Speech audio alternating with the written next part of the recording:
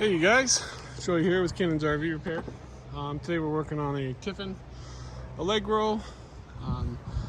Inside, when you're sitting in the driver's seat, when it's raining, water rolls down the window on this motorhome.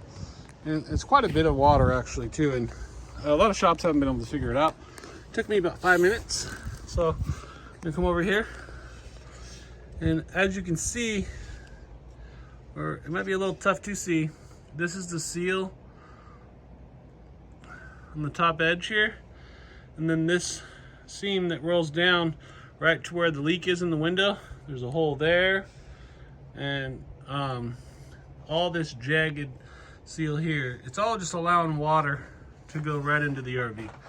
So we're gonna go ahead and seal that up, and that'll fix his water leak in his window. In case you have a Tiffin, you got a leak in your window and nobody can figure it out, tell them to look there on the top corner, get up on the roof and look down from the top, not a ladder, because it's tough to see from a ladder. Thanks for watching. Be sure to subscribe.